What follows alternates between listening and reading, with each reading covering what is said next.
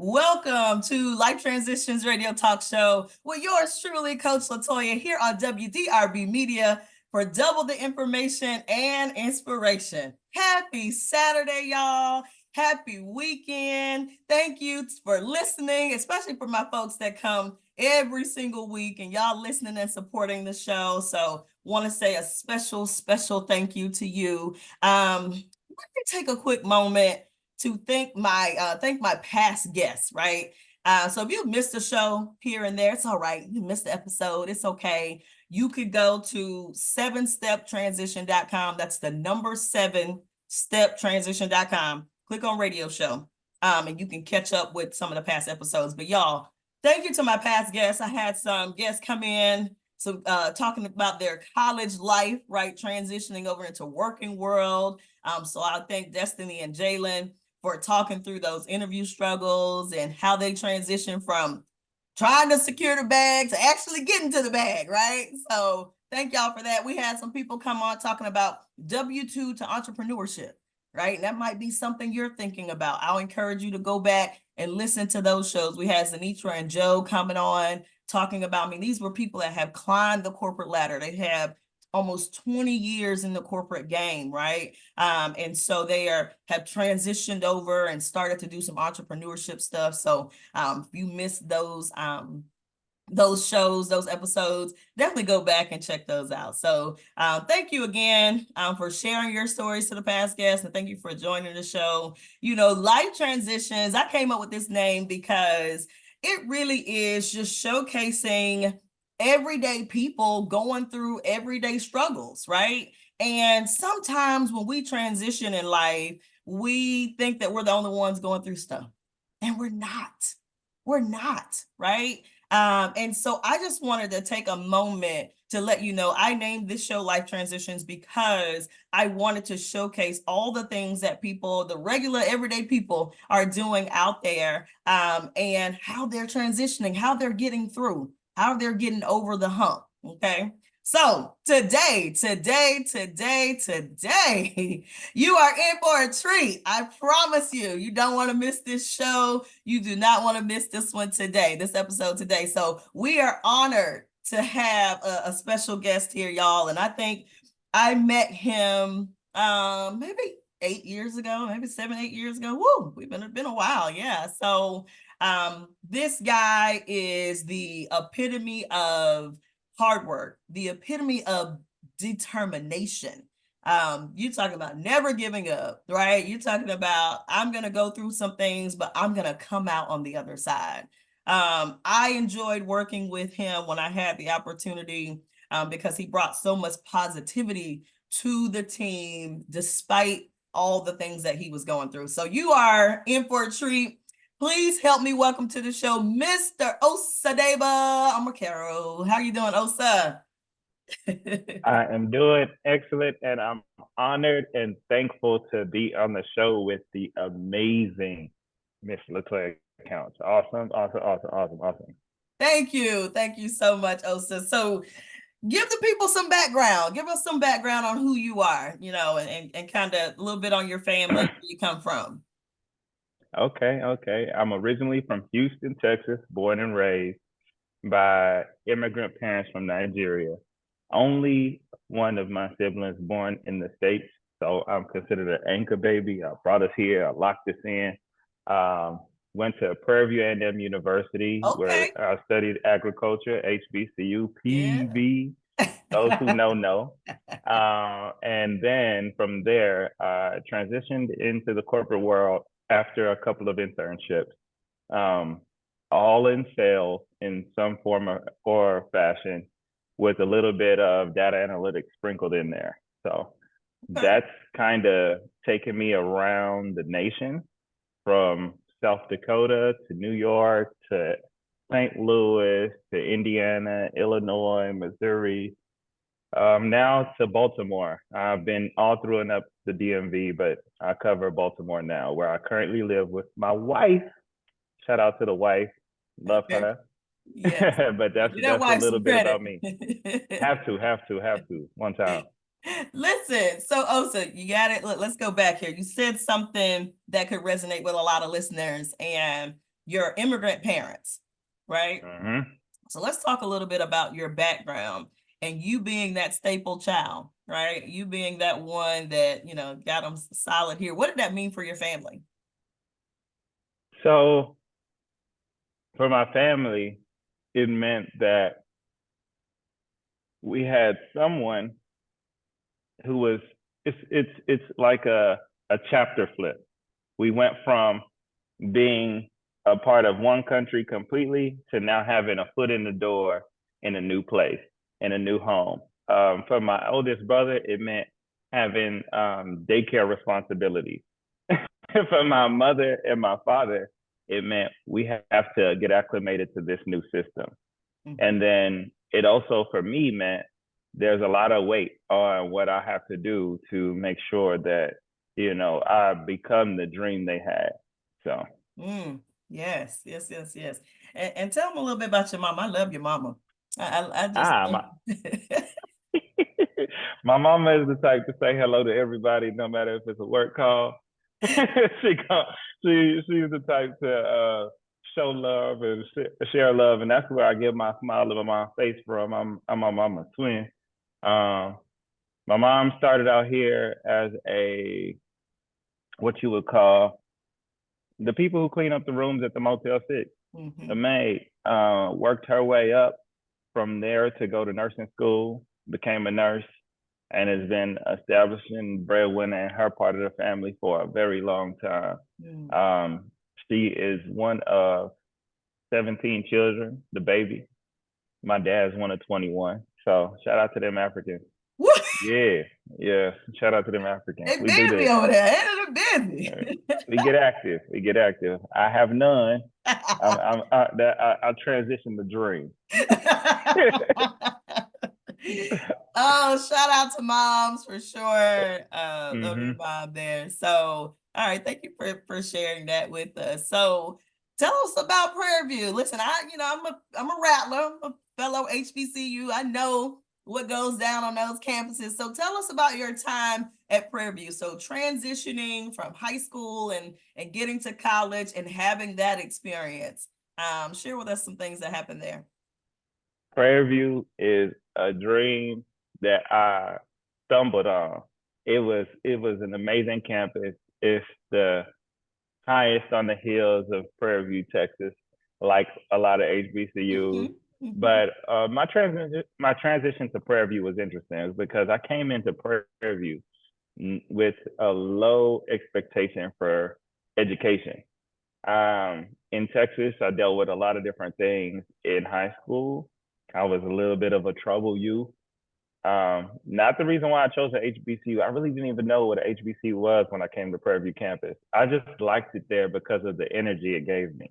Yeah. After my freshman orientation, one of the students on campus said, I saw that he had an office of his own. And I was like, how do you have an office and you a student? And he said, you know what? Anybody can do this. This is student government. And I was like, okay, how do I get it? Because I was ambitious, but I was wearing my baggy hooping shorts and my wife beater. He said, all you have to do is smile and make sure everybody knows your name. And then when election time comes, just talk to me. So that's what I did. I transformed from the thuggish, rugged ball boy that I was before to Osadeba, Omokaro, or Osa, as some people call me. And became freshman class president, freshman homecoming king, and kind of kept that going all throughout college to become Mr. Prairie View my junior year. Wow. I love that. I love that so much about the giving up those basketball shorts, right? And that wife beater and, really just listening to what he said. And all he said was, just make sure everybody know your name and smile. How easy is that, right? How easy that go around campus and just, hey, I'm Osa, I'm, whatever. But tell me about, was it hard for you to give up those basketball shorts? Because I feel like that was a part of your image, right? That was a part of who you thought you were. So how transitioning over to going around shaking people's hands, saying, hey, I'm Osa, and smiling and all of that. How'd that feel? It was tough. It was real tough because, like, when you go from just being a Black man, and I can only speak from that point of view, you don't often have times where you can smile and be supported. You're often seen as friendly, weak, or people might question your sexuality just because of how, I would say, soft or inviting that might be. And I had to deal with a little bit of, I call it the Batman syndrome. You don't know if you're the bad guy trying to be good or the good guy trying to be bad, and you start to question yourself. And then once you get over that, it becomes a good place. And I would say the first thing I started off with, because of who I was like, you know what? I can't just smile and make sure that the guys knew me. I aimed at the girls. It was easy. It was easy. The ratio is 24-1 for any Ooh. young man thinking about going to Prairie View. That's what you start off with. Mm, 24-1 freshman year. And it just goes up each semester. mm, So mm. for the Okay. ladies, you'll have a strong group of powerful women to support you. So just want to make sure that we keep this balance. But yeah, that's what I started with, and it made it easier to transition. Once you get enough attention from one side, the guys come along because they're like, you know what? I can't hate on this guy. He already got respect. I can't really be his enemy. So I got a lot of new guy friends. So that's how it worked out. I like that. I like that you started with the ladies, right? That's easy. Ladies are usually easier on you, right? They're easier Mm-hmm. and they'll likely smile back and they probably trying to flirt with you too, right? All of I was that. not flirting. I believed Uh-huh. in sharing Bible scriptures. That's what I did. I shared Oh Bible yeah. scriptures. That's what y'all called it at Prayer View Bible Yeah, scriptures. Bible scriptures. Okay. Networking. Networking. All right. All right. But listen, you hit on something there, and I think that you experienced it in college as you're trying to, change this image and going through that transition. But lots of people experience this in everyday life in their adult life where you said you had some challenges where people may have questioned your sexuality, right? Just because you wanted to smile. You talked about something that a lot of Black men deal with is, you're a Black man in America, and you walking up smiling and speaking to people. That could be intimidating, right? You don't know how it's going to be received, and so as Black men today, right, going about their lives, I think this was important for them to just hear you say, I did it. I started with the ladies, right? And then some of the other men kind of came along. But we unfortunately you have to deal with that. But I'm glad you got to the other side. I'm glad the Yep. ladies helped you get there. Um, Yep. so so that's college. You get there, you sound like you made a good life there for yourself.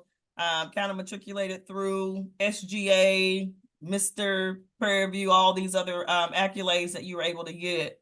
Take me to senior year.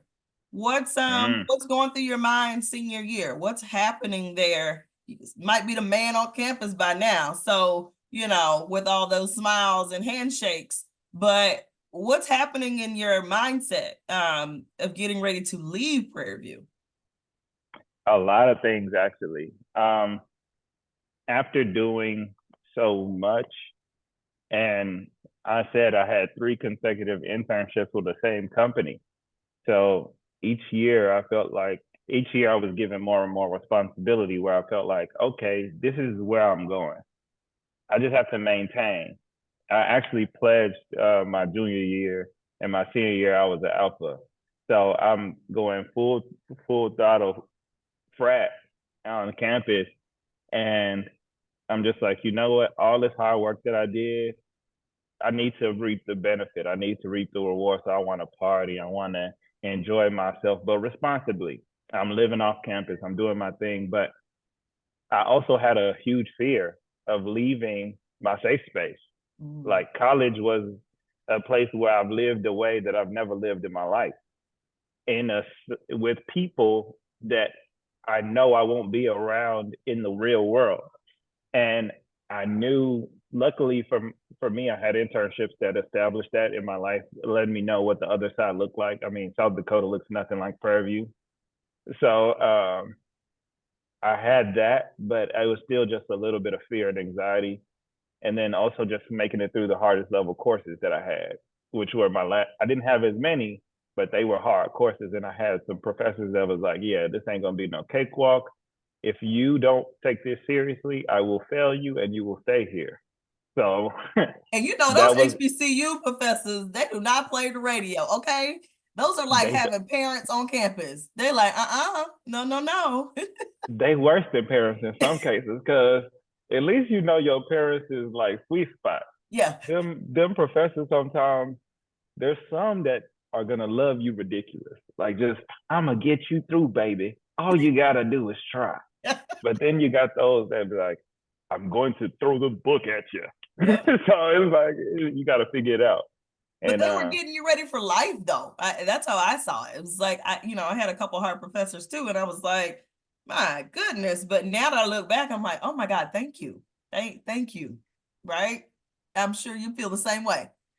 I thank every single one of my professors, even the ones I was beefing with at graduation, because there was a little bit of tension. But now we best friends. They follow me on LinkedIn. They always say congratulations at a job promotion. They keep up with me, and when I show up on campus during homecoming, it's all love. It's all love. They'll ask me to talk to students. I will talk to anybody. They'll send people my way. I'm just really appreciative of all the things that they did. I often say, when you go to a HBCU versus a PWI, at a PWI, you'll get all of your books, full, prim pressed, and they might even be emailed to you. At a HBCU, you'll get half the book ripped up, and then they're going to drive you down the freeway, throw the other half out the window, and then ask you to come to the test with all the information. So, and you better know it, you right? better know it, front to back. You better know it. But that taught me for life, for real. I like that analogy, because sometimes it's hard to put into words what an HBCU prepared you for, right? Sometimes it's hard. Like, we have a saying at FAMU, like, FAMU saved my life. And honestly, that's one of the things, right? We're able to make nothing or something out of nothing. We're able to deliver when the odds are against us. And so I love you, sharing that story, because I think it resonates across several HBCUs. So listen, y'all, we're gonna be right back. We're gonna play a little bit of music, okay? But we're gonna get back into this conversation with Osa and how he transitioned from the HBCU life, where he's the man on campus. He's now Greek. He's, now part of Alphas, right? And then he's headed to South Dakota, y'all. All right, so we'll be right back.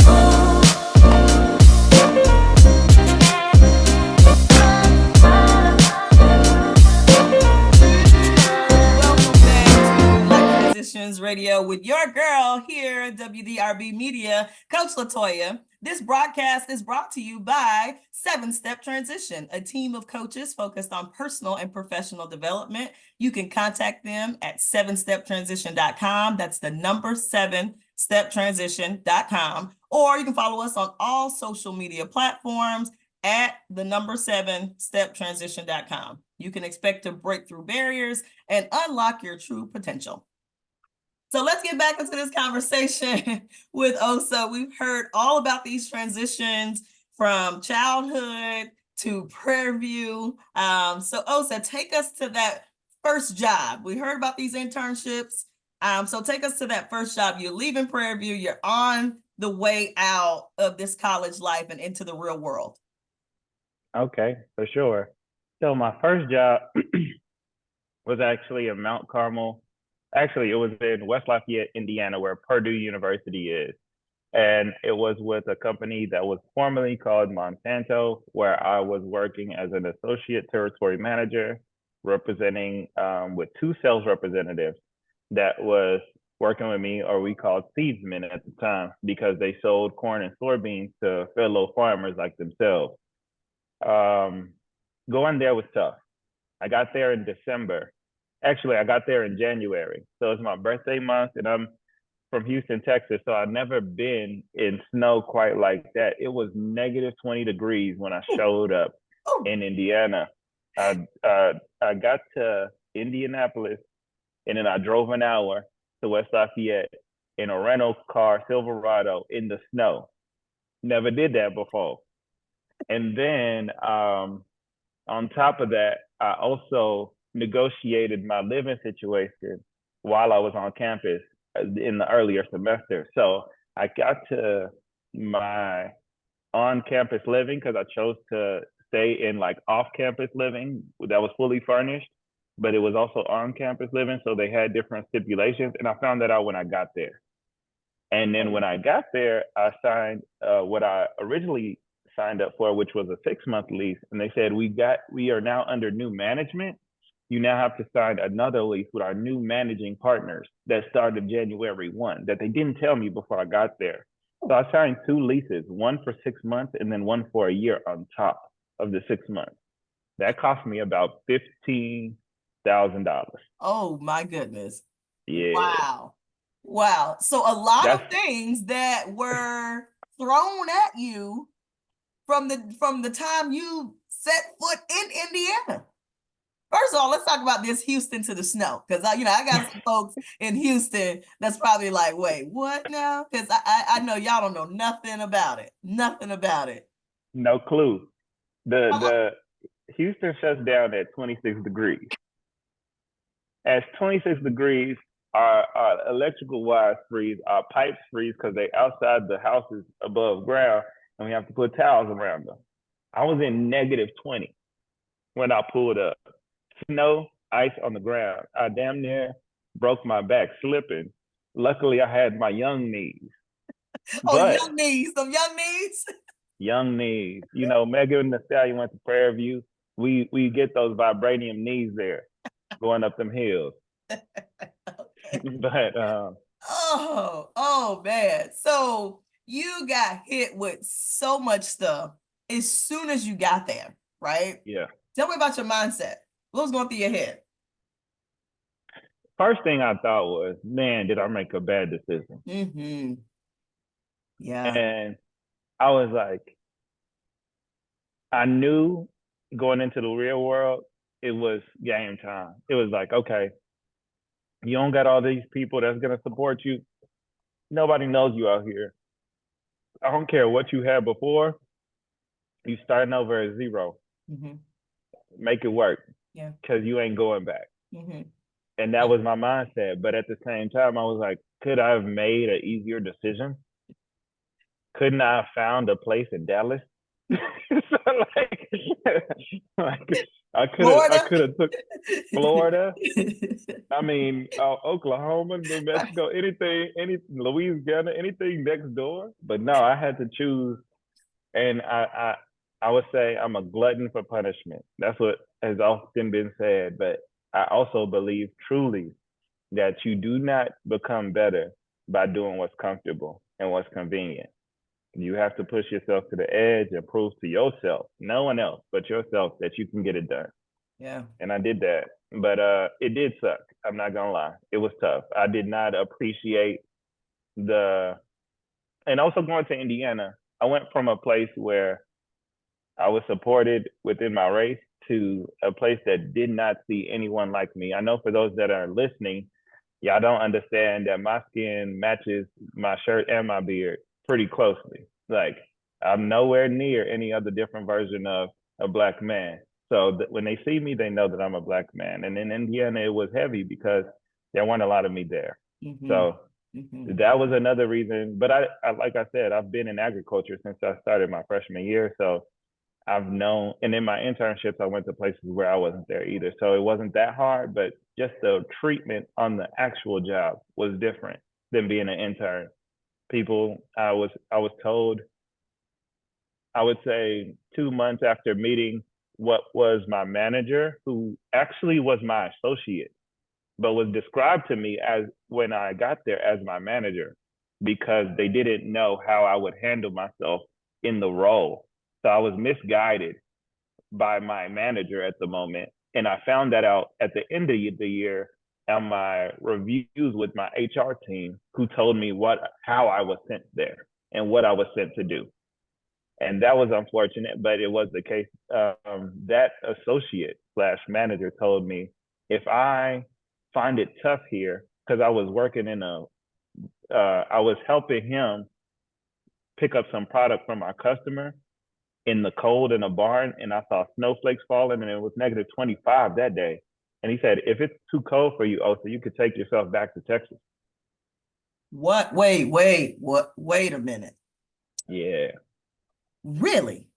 really, really. That was my introduction to corporate America through someone who actually, now that I look back at it, I mean, I could go on to this story. This story could take the full hour segment, but I'll say he was one intimidated by me and thought I Mhm, was there to take his job. mhm, And because he was also in the internship program with me 2 years prior, so the year that I started the internship, the first year, he was then getting to that role. mhm. And then as I went through the internship, I then met him there. So I already knew who he was. And I'm going to call him Bart Turtle for now, just so we can keep him anonymous. I don't want any lawsuits. But he said this to me. This man was, I would say, 320 pounds and about 6'3". So he was well equipped for any weather versus me. Yes, right.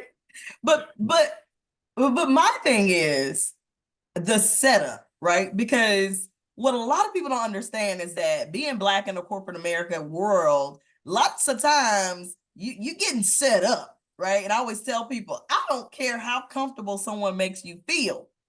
You keep that professional vibe going, right? Because sometimes it is a setup. And he says, you go back to Texas. Yep.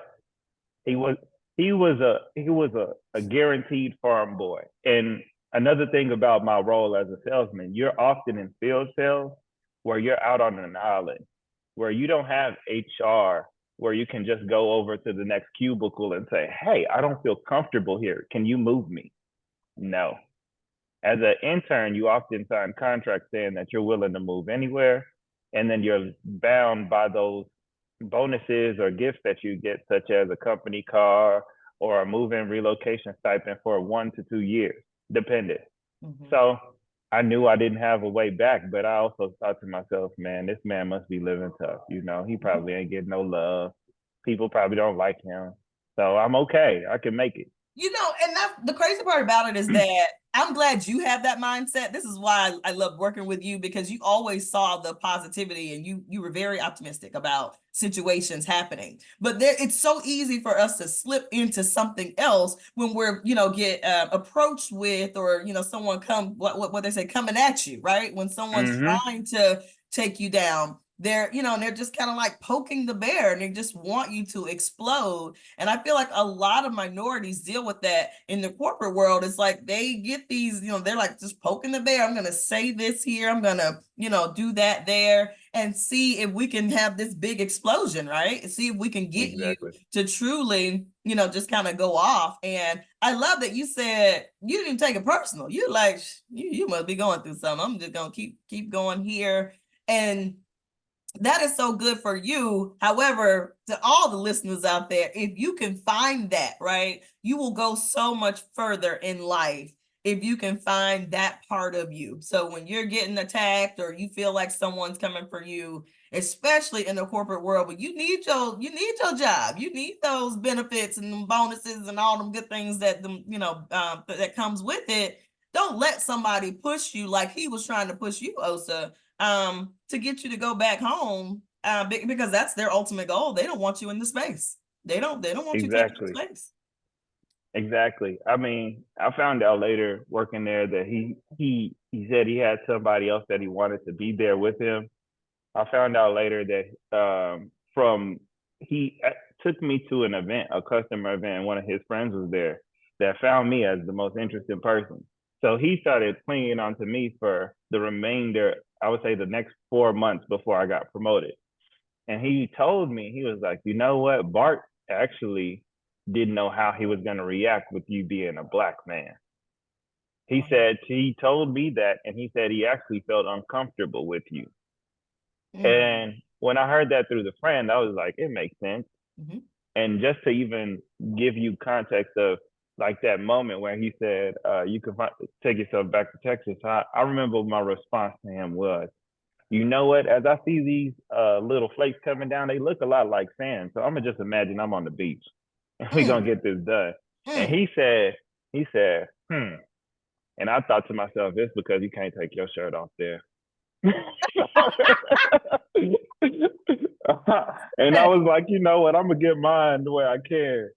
Listen, Osa, one of my friends always tell me this, like, you letting these jokes fly for real. Like and that's how you get through it. But you finding the humor in this because you're like, yeah, you ain't got no comeback because you can't take your shirt off at the beach. But whatever it takes to get through it, right? Whatever it takes to get through it and get the job done. But I love how you just gonna let the jokes go for it, right? Like you're not gonna let them get you off your game. And I love that. I love that. 100%, 100%. I mean, that's the only thing you can do in some cases. Oh yeah. And I mean, shout out to growing up in Houston, more specifically Mo City, Texas, where I grew up with a name Osadeba in the hood, where people thought my name was ghetto. Like, what's your mama naming you Osadeba for? That's ghetto as heck. And I'm like, actually, it's African, but we just gonna keep it moving. Like, you got to figure out how to do them little shady jokes, you know.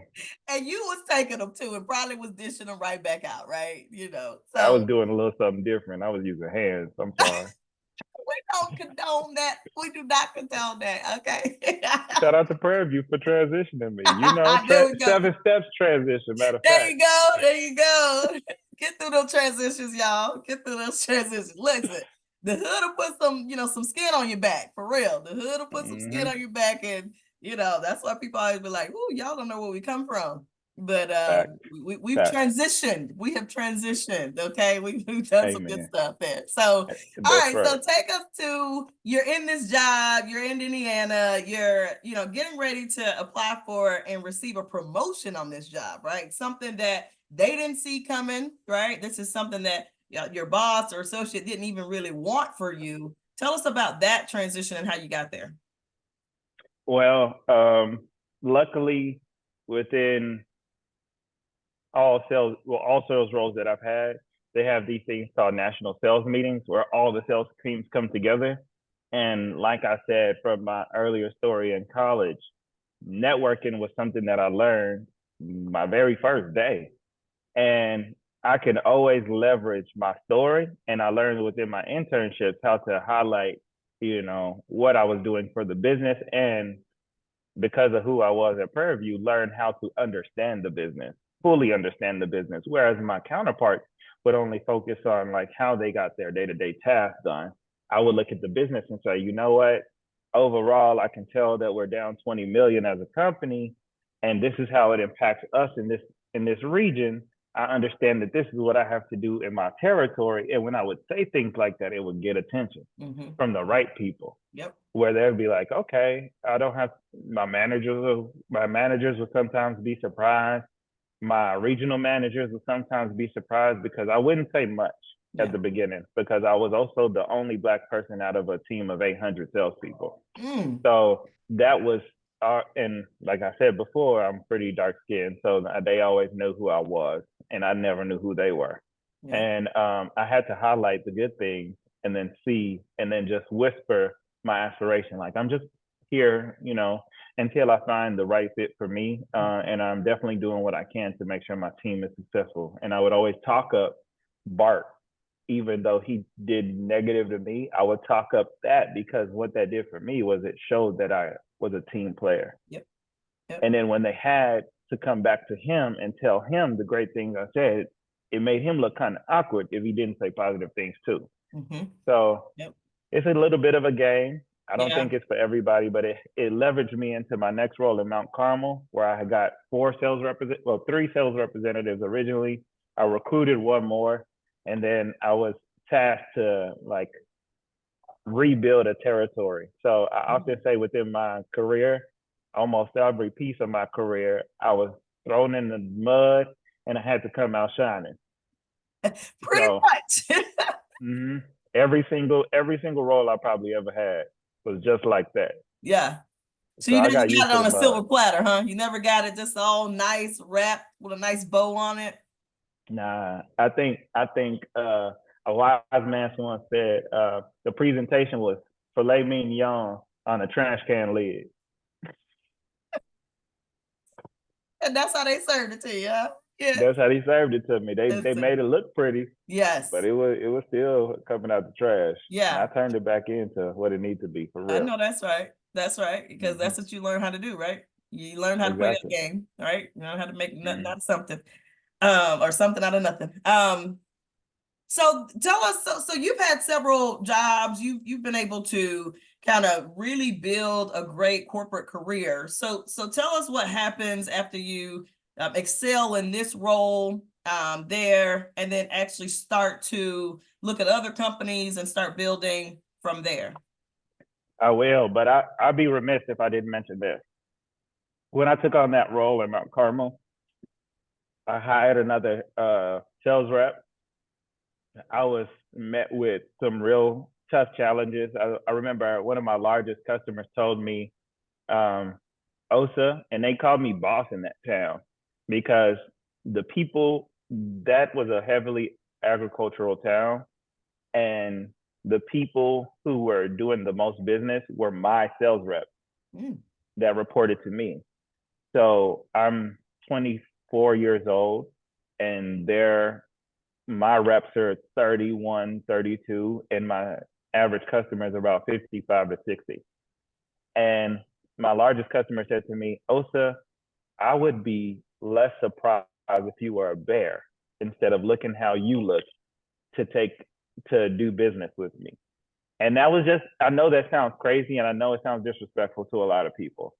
But just to put it in context, a lot of these people have never met a Black person in their life. Mm-hmm. And they only seen them on TV. I heard that throughout my entire time in agriculture. And don't get it twisted. A lot of agricultural people now today in 2024 know Black people.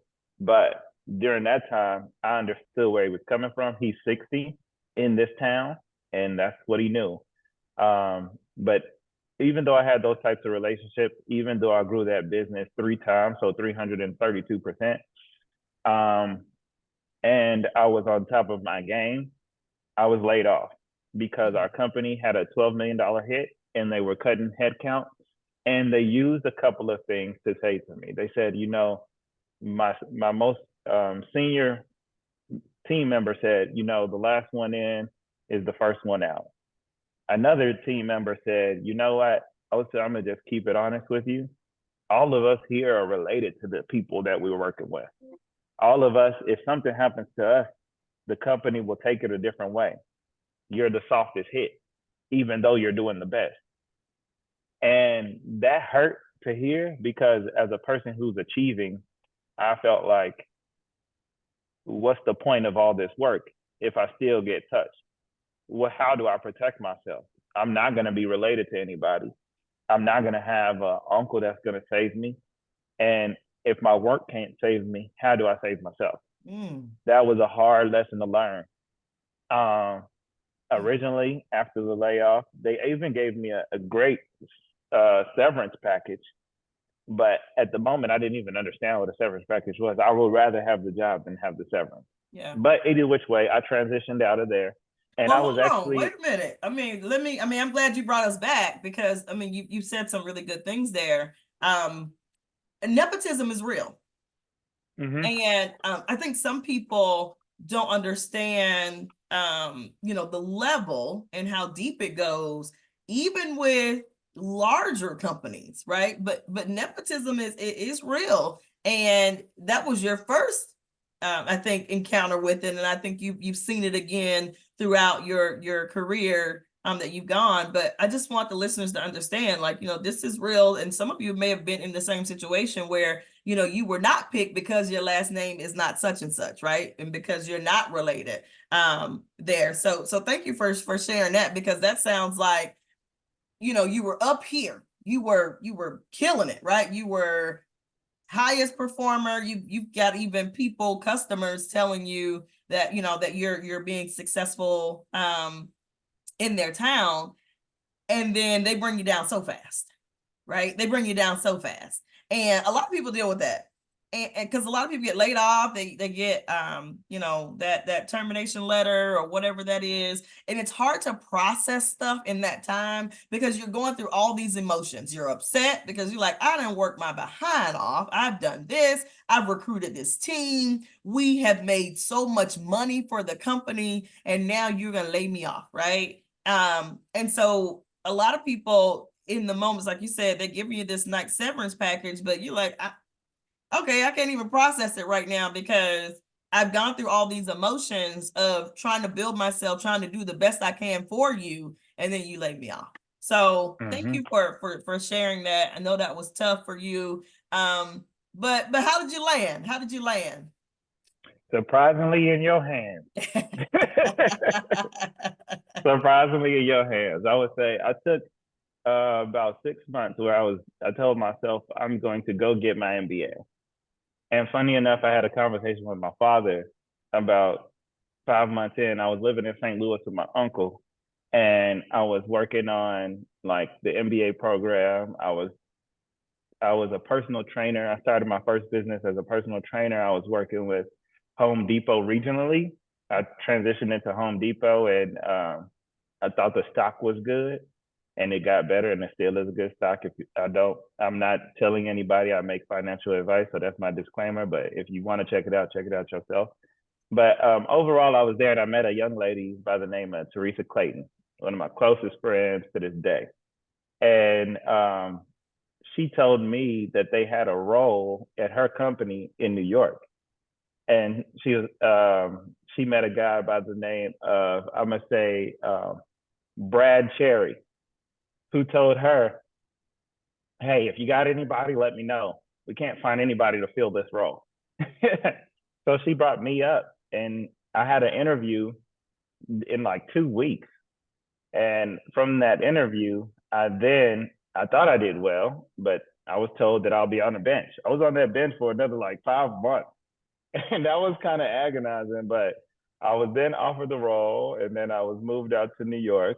It wasn't for a high salary, but it was in the right area.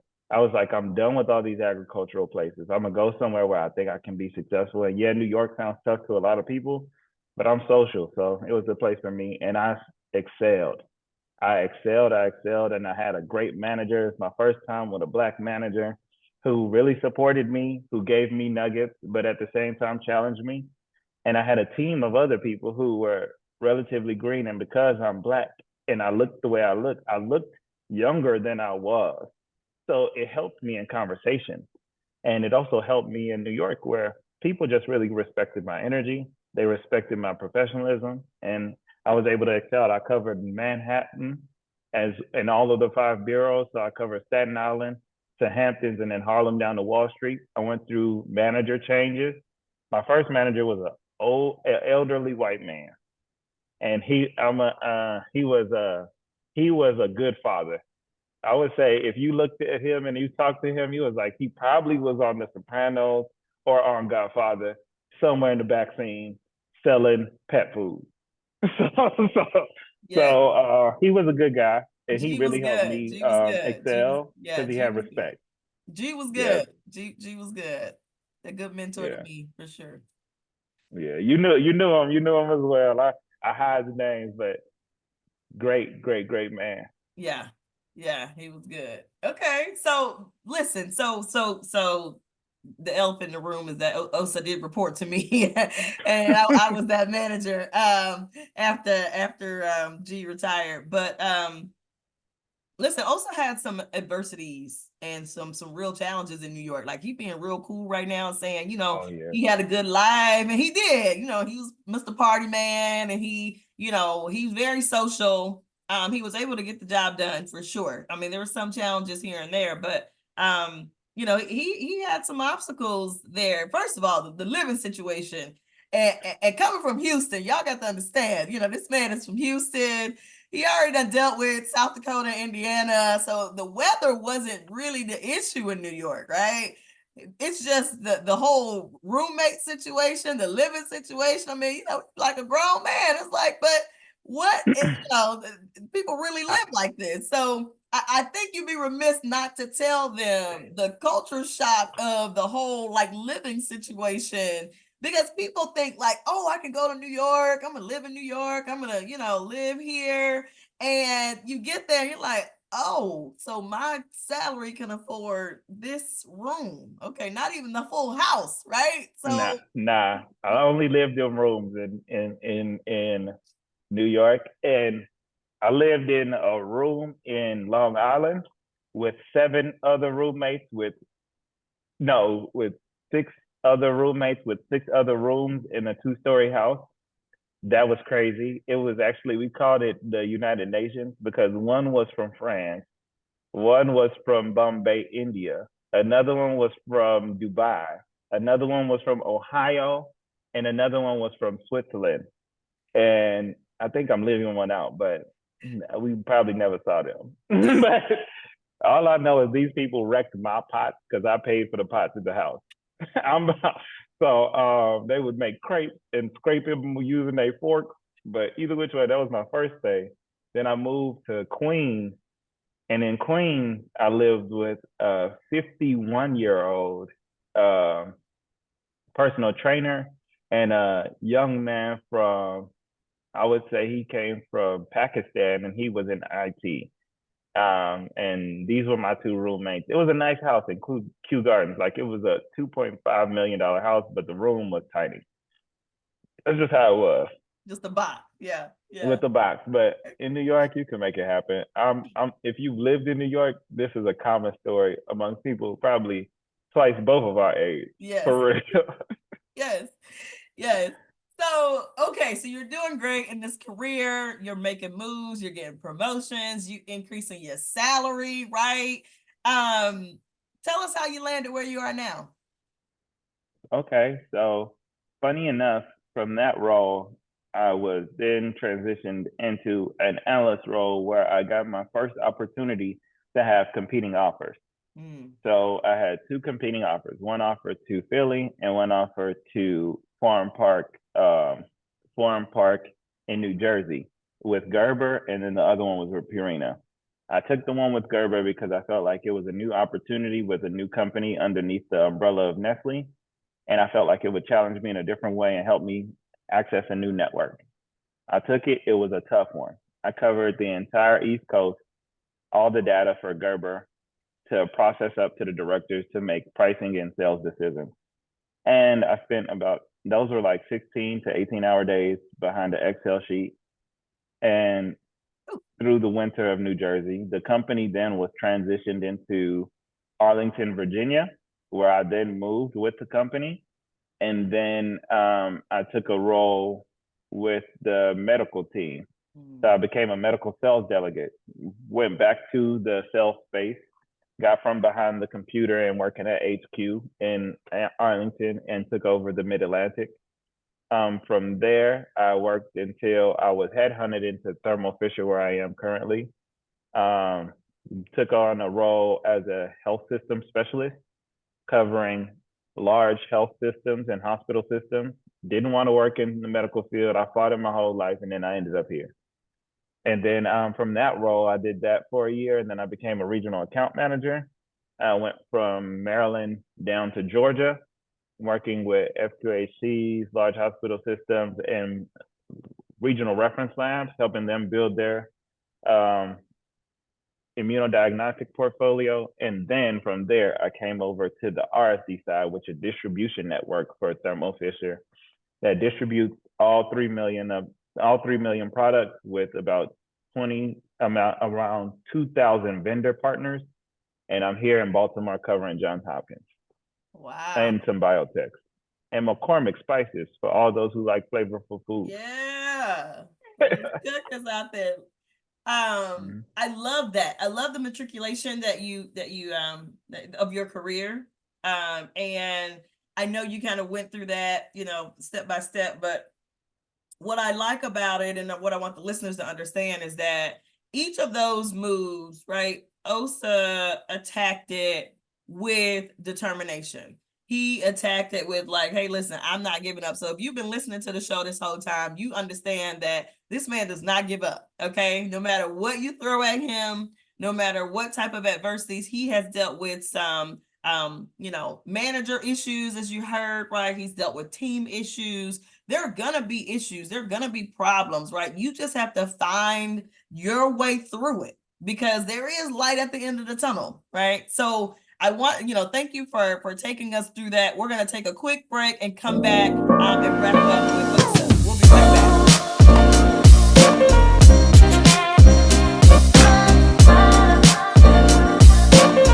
Welcome back to Life Transitions Radio Talk Show with your girl, Coach Latoya, here on WDRB Media, the voice of the community. This broadcast is being brought to you by Shop with Be Queen, an online boutique for fashion, beauty, and business. Boutique style products are limited to keep your style unique and one of a kind. Visit them at Shop with Be Queen, that's BEE Queen.com.